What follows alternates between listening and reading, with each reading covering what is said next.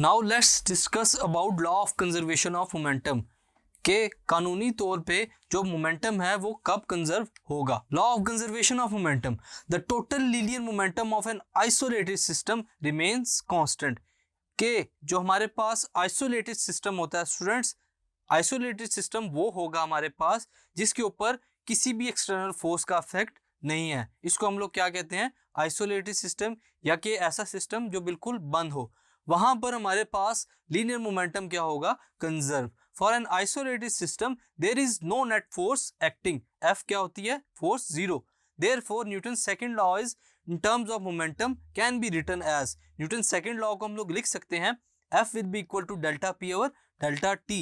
या यहाँ पे जब हमारे पास आइसोलेटेड सिस्टम के अंदर फोर्स जीरो होगी तो वो किसके इक्वल होगी, delta P over delta T, यानी zero is equal to delta P over delta T. अब डेल्टा पी की जगह अगर हम लोग लिखते हैं students final momentum minus initial momentum divided by change in time by using cross multiplication. यहाँ पे हम लोग क्रॉस मल्टीप्लिकेशन करेंगे, डेल्टा टी को लेफ्ट हैंड साइड पे जीरो के साथ मल्टीप्लाई कर देंगे।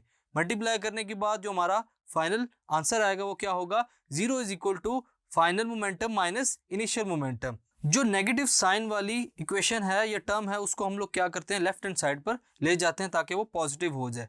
सो the final result will be final momentum will be equal to initial momentum, यानी कि जो शुरू में मोमेंटम था वो फाइनली भी कंजर्व रहा, यानी कि जो शुरू में मोमेंटम था वही लास्ट टाइम पर भी मोमेंटम हमारे पास था। ये किसके लिए है, फॉर एन आइसोलेटेड सिस्टम।